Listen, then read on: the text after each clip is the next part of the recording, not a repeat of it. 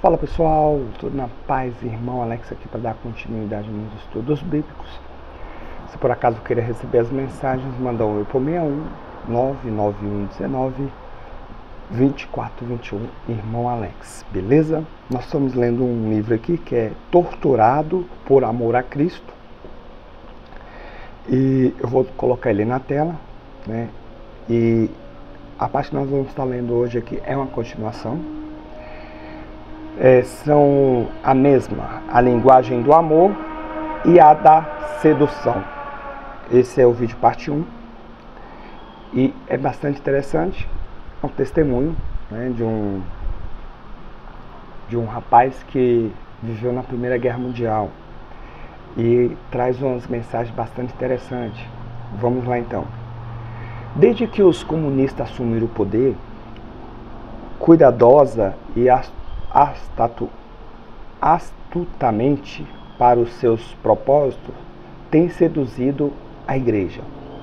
A linguagem do amor e a da sedução não diferem.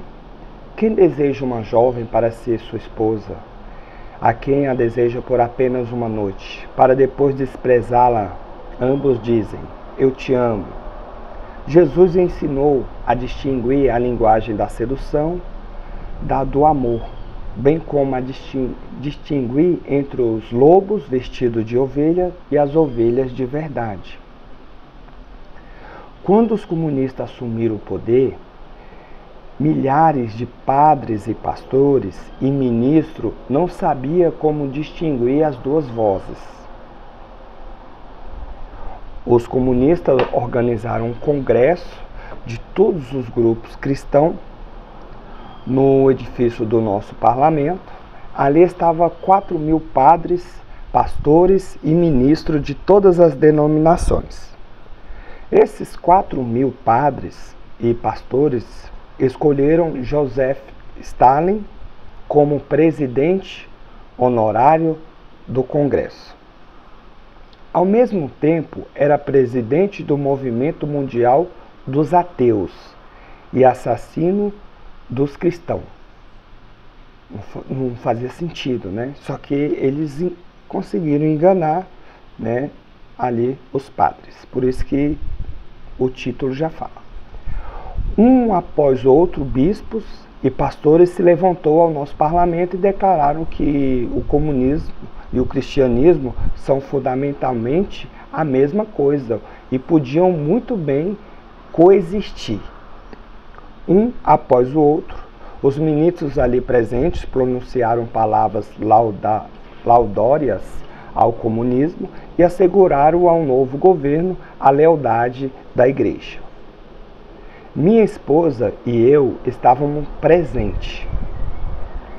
Ela sentava junto a mim. Dizia-me, Ricardo, levanta-te e leva esta vergonha que estão atirando à face de Cristo. Eles então cuspiram no seu rosto. Respondi-lhe, se eu assim proceder, você poderá perder seu marido. Ela atalhou, não quero ter um marido covarde. Então me levantei e falei ao Congresso, exaltando não aos matadores de cristãos, mas a Cristo e ao Eterno. E afirmei que nossa lealdade é devido em primeiro lugar ao Senhor. Os discursos nesse congresso estavam sendo irradiados por todos os países. Se havia a proclamação do Evangelho, feita da tribuna do Parlamento Comunista. Depois tive de pagar por isto, mas valeu a pena. Ortodoxos e protestantes disputavam entre si e a entrega de cada um ao comunismo. Um bispo ortodoxo colocou em sua batina a foice e o martelo, pedindo aos seus subalternos que não mais o chamasse de sua graça, mas de camarada bispo. Assisti ao congresso dos bastidores na cidade que reside congresso sob a bandeira vermelha, que o hino da União Soviética foi entoado por todos os presentes de pé. O presidente dos batistas afirmou que Stalin o que fez foi realizar a vontade do Eterno e também o elogiou como um grande professor de Bíblia. Padres ortodoxos como Patraskou Rozianou foram mais específicos, tornaram-se agentes da polícia secreta. Rep, bispo, representante da Igreja Luterana da Romênia, começou a ensinar no seminário teológico que Deus deu 3 revelações, um para Moisés, outra através de Jesus e a terceira através de Stalin, esta última superando a anterior. Deve ficar entendido que os verdadeiros batistas, aos quais muito amo, não concordaram com isso e permaneceram fiéis a Cristo. Pelo que muitos sofreram, entretanto, os comunistas alegaram seus líderes a eles não tiveram outra alternativa senão aceitá-los.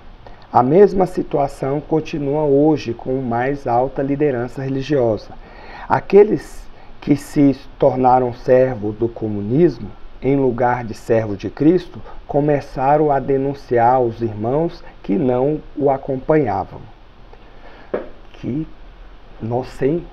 testemunho, pessoal. Isso aqui é muito forte. Isso está na história, né?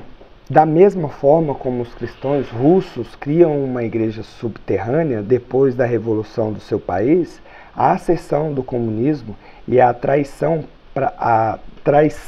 prática por muitos líderes oficiais da igreja compeliram-nos a criar também na Romênia uma igreja subterrânea, que fosse fiel à evangelização e à pregação do evangelho e que atraísse as crianças para Cristo.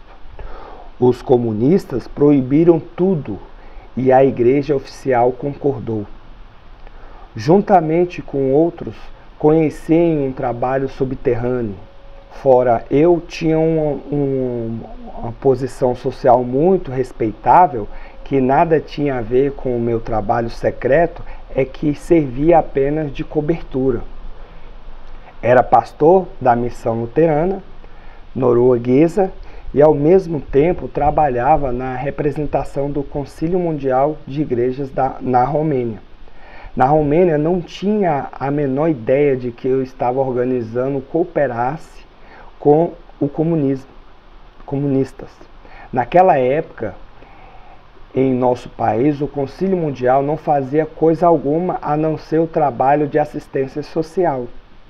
Esses 2 títulos davam-me boa posição perante as autoridades que não sabiam de minhas atividades secretas. Eles tinham 2 ramos. O primeiro era o nosso trabalho secreto entre 1 milhão de soldados russos. O segundo era o nosso ministério secreto entre o povo escravizado na Romênia. Russos, um povo de alma sedenta. Pregar o evangelho aos russos é o mesmo que experimentar o céu na terra. Já preguei a um homem de muitas nações, porém nunca vi gente para observar o evangelho como os russos. Eles de fato têm almas sedentas. Isso aqui eu não sabia, interessante. Então vamos fazer o seguinte, vamos ficar até aqui e aí nós vamos fazer o vídeo parte 2 trazendo outros testemunhos. Isso aqui só está no início, pessoal. Isso aqui são testemunhos extremamente interessantes e ele, olha como é que é interessante, né? Eu não sabia disso, né? A gente vai lendo as coisas e vai aprendendo que é um relato do seu testemunho. Viveu num período que infelizmente a igreja cedeu, né? A igreja cedeu ao comunismo na época, os líderes, né? E ou cedia ou morria, né? Os apóstolos, eles não cederam, muitos morreram. Aqui a igreja nessa época cedeu.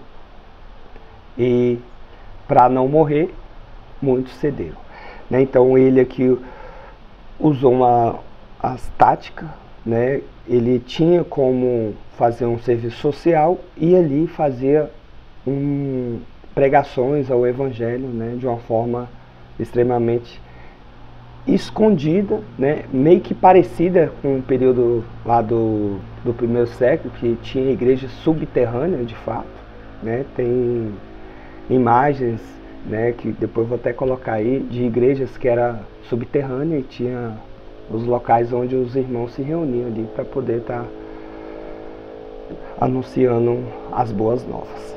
Beleza, pessoal? Então fique na paz, que o Eterno nos abençoe e um abraço.